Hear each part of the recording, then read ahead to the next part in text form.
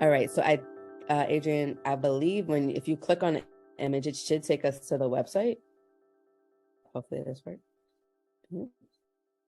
Yes, 1 second. I'll just have to reshare No so problem. that we're able to see the website. Okay, Bear that's with fine. me. So ONET Online is a great resource for identifying skills for certain disciplines. And what I'm going to show you is how you can use the search function to find pretty much a whole list of information about skills and about trainings that could be available depending on a particular career path or industry. Okay, And just 1 second. yeah. Add it up. All right.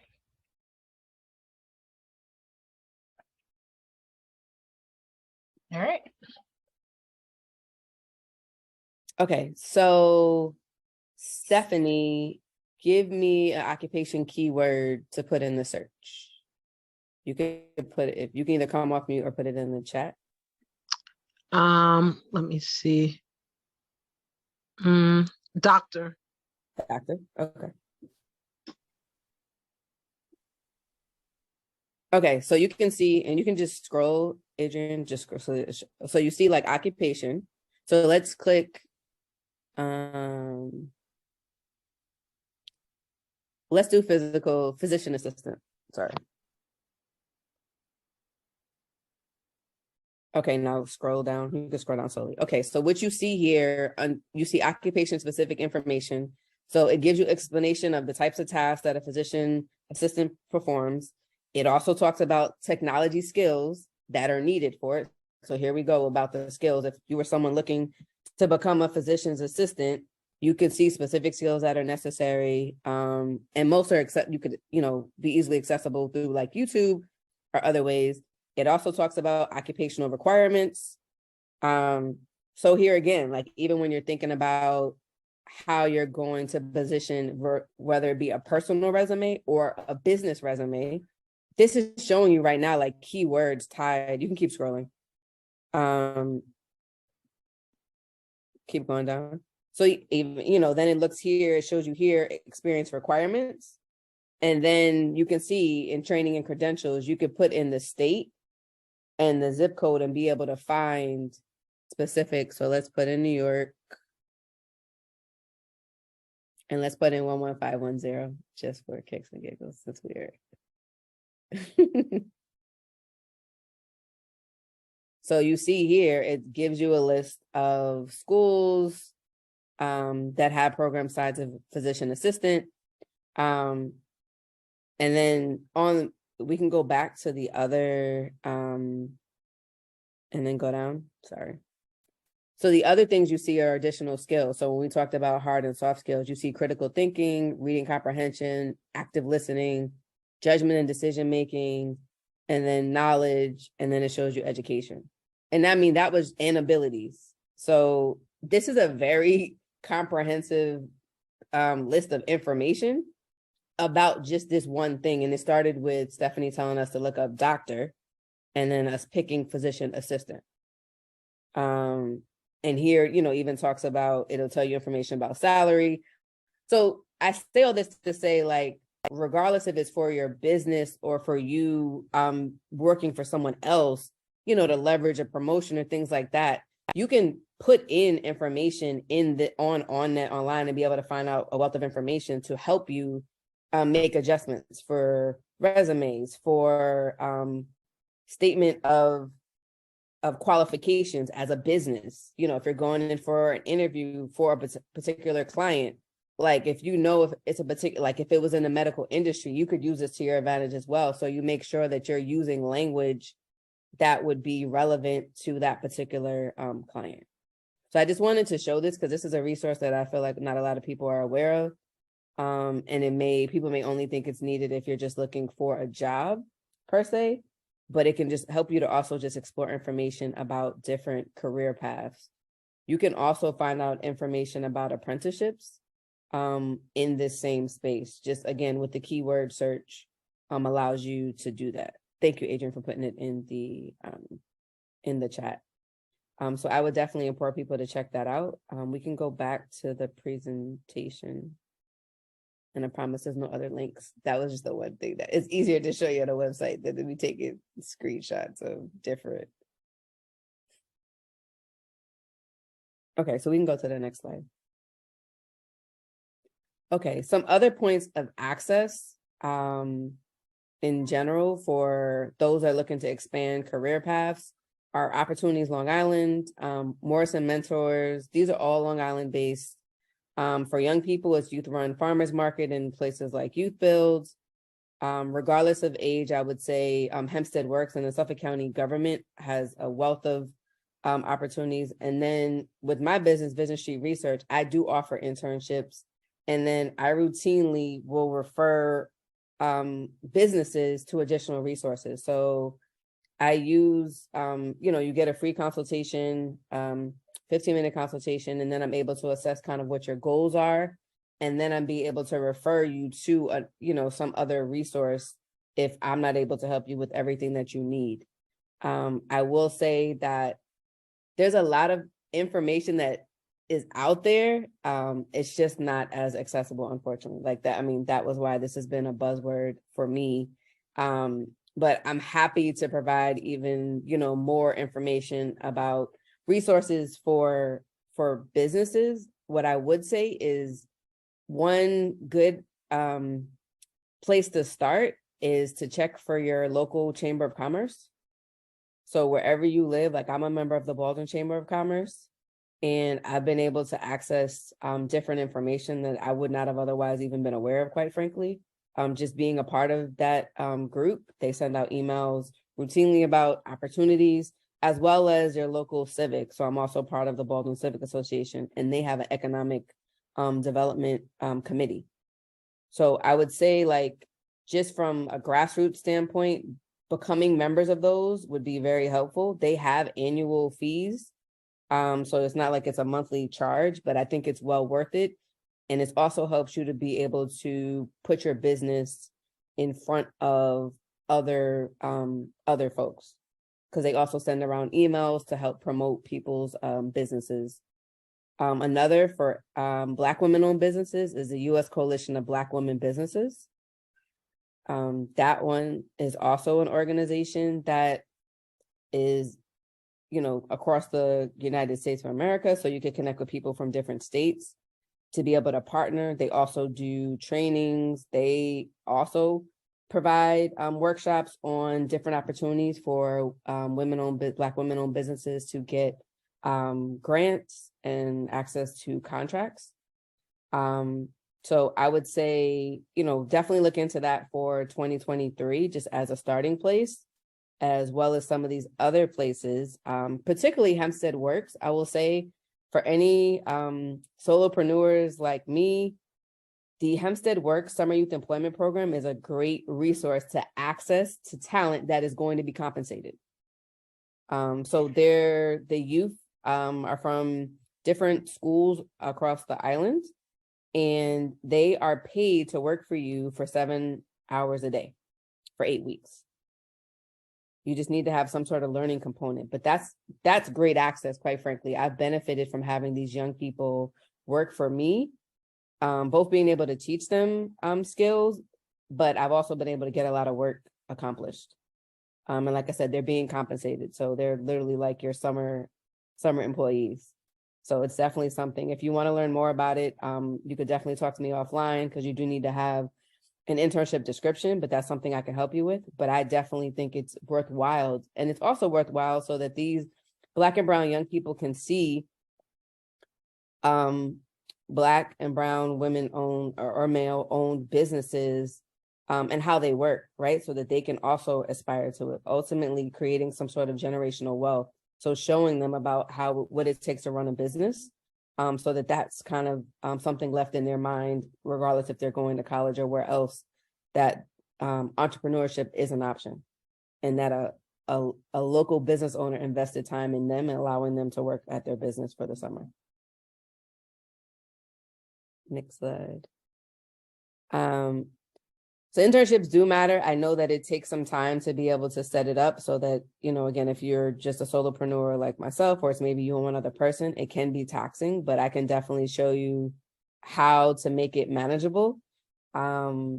Because I feel like investing in our younger generation will help us ultimately as community leaders, as well as business owners, to be able to be training the next future entrepreneurs, billionaires, and all that. I have some internships available. Two spots have just been filled, but I'm still looking for a blogger intern to help me with blog content for my business. Next slide, sorry. So in summary, we started out with self-assessment. So you want to first look at and take a moment, take some time. You can do that 5-minute exercise that I talked about. So if you want to time it, but definitely take some time to think about what your personal and professional mission is. The 16 personalities test takes about 20 minutes. So just be warned, you need to at least set aside 20 minutes to do it. But they give you a very comprehensive summary in your email in terms of which personality type you are. After you've gathered that and you've kind of tapped into your access point, so your network, it's about research. So looking at career paths, skills, training, certificate programs, whatever you feel like you need personally and professionally to kind of take you to the next level. And then it's about execution. So if you've identified these additional skills, you identified where you could get them, sign up for it, take the training, get the certification, ask, have some sort of informal informational phone calls with folks, reach out to other business owners that are doing things in aligned type of businesses to see if you could possibly collaborate with them. You really have to execute, because I know some people get stuck in the research stage. So you have to make some actual commitments to yourself that you're going to execute on these things so that you can achieve that mission that you set forth during the reflection phase. And next slide. That is it. So I will take any questions you may have. You can follow me on Instagram or on Facebook, listed there. And again, thank you for your time this evening to talk about access, skills, and training.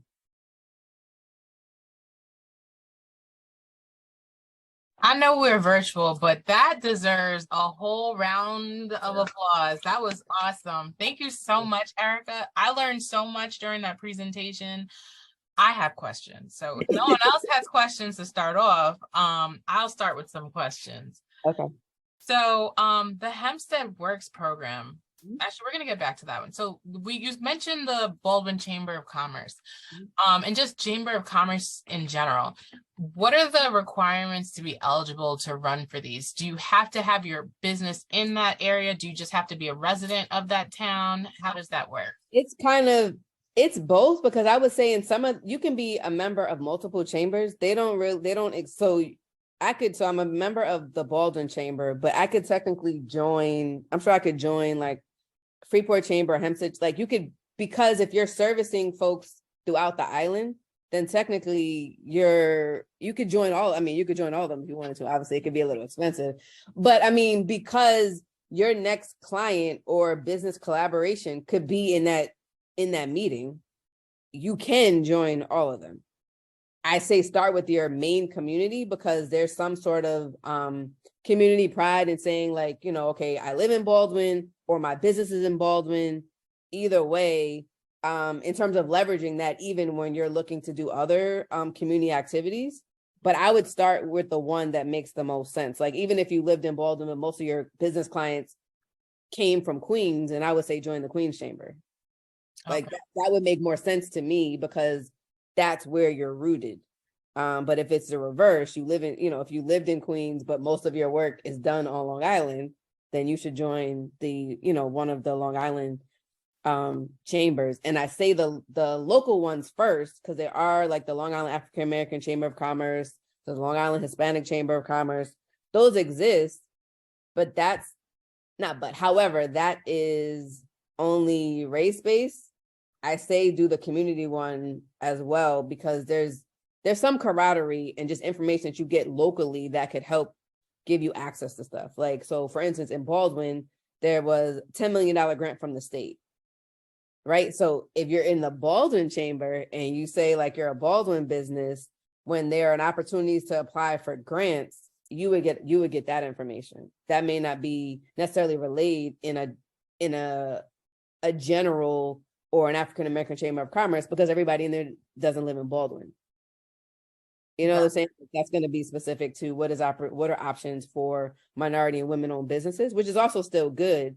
It's just about figuring out what is a priority for you for the year, and then where do you see, looking at the data. So where do your clients come from, or where would you like them to come from? And then, pick. The National Council of Chambers is a collection of all of them. You could join that. I would say you still should join one of the local chambers for that to even be beneficial, though, because it's representatives from each of the other chambers that are part of that. But it's all about just kind of broadening your reach as a business owner, to let more people know that your business exists. And then getting, being informed, being the first to know about opportunities for grants, for contracts, if you want business loans and things like that, because they normally, at our chamber, they have guest speakers. Like the last one was someone from the town of Hempstead. And, my inquiry was about how are decisions made about businesses being allowed to set up shop in Baldwin, because I see some duplications. So I wanted, many duplications. Yes, I was like, I just want to understand, why there's $2 stores and three. Yeah. We got a million grocery supermarkets. Yeah, like come on. How much food do we need? Right. I just want to know who all the people come into all these places that are literally walking distance of one another. But they also have the legislator, Debbie Millay, has come to meetings, assembly people. So you're also able to ask your elected official things that are pertinent to you as a business owner, as well as a resident. So again, it's about access, because you need that access to really be able to thrive out here. Thank you so much. And then also with regards to Hempstead Works, so I know we're here about training and access to, different types of opportunities. So what are the requirements? I know you mentioned, are there any other requirements? I know you mentioned you need an internship description. Is there a deadline? So you need an internship description. They normally release the application in, I want to say they released it like in late April. They start taking, so they have students applying, and then they have businesses applying. They ask for your W-9, you need a description. It should have some sort of, I would say it's not a requirement. This is what I would recommend. It should have some sort of educational component. Hempstead Works does provide some training as part of their program, because it's funded through the town of Hempstead.